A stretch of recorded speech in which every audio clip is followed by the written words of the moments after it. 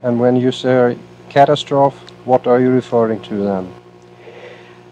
Nature, we find, is relentless in her programs and schedules. She is also relentless in enforcing her laws. We very well know that the moment we divest from some of the biological laws ruling our life, we are punished in some way. We have a disease, we have weakness, or we die, or something happens to us if we violate the laws pertaining to our body. The same thing happens when we violate the laws pertaining to our mind. But we never recognize this. We are now violating this law of evolution, which the prophets have called the path, very seriously. The alternatives are that either mankind will degenerate or its mind will become disoriented, as is happening actually at the moment. Now you say here in your book, The Shape of Events to Come, that it is most likely we'll have a nuclear war. And you also say that we must try to avoid that to all events.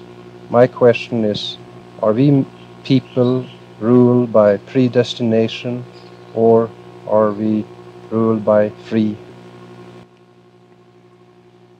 We are ruled by both, by predestination as also by our own will. And the predestination, in this case, you feel that it will escalate to some kind of a confrontation between different opinions. It seems like as if you're saying that this is a growing process that man is going through, that we have been going through since recorded history.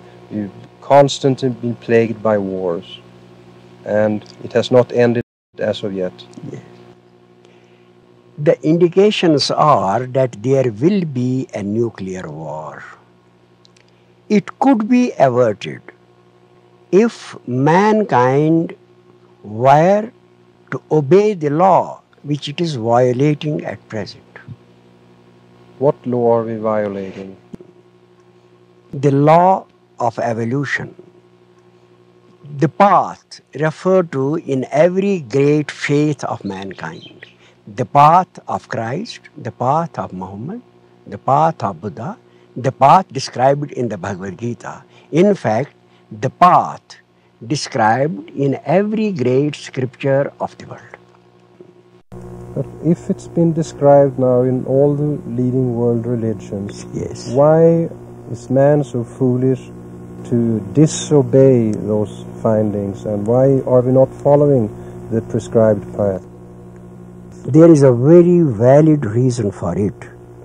The scientists of the 19th century and even before expressed views which are mostly skeptical. They denied the existence of God, the immortality of soul, and the afterlife. The result is that at the present moment, the intelligent mind is wavering between the precepts of religion and the concepts of science. This has been a great tragedy. In fact, it is this premature expression of skeptical views that led Karl Marx to formulate his theories, which are entirely materialistic.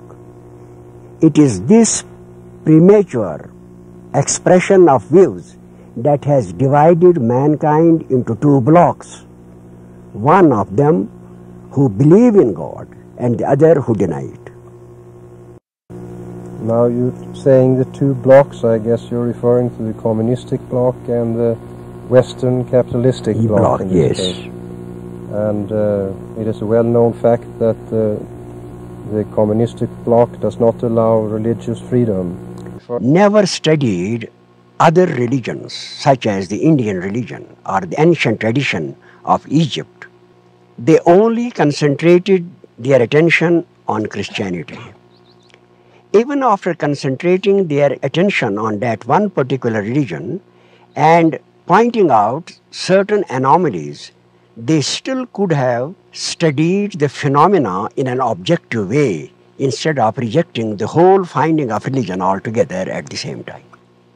If they had done it, if they had studied the occult literature of the world as they studied alchemy and astrology and the ancient sciences, medicine and the like, and then out of the amorphous mass, they crystallized certain laws and facts. They could have done the same with religion, and then they would have come to the conclusion that there is a law to which all these prophets were referring, and that is a spiritual law, and that relates to the evolution of the human mind, to the emancipation of the human soul, and its rising to higher dimensions of existence.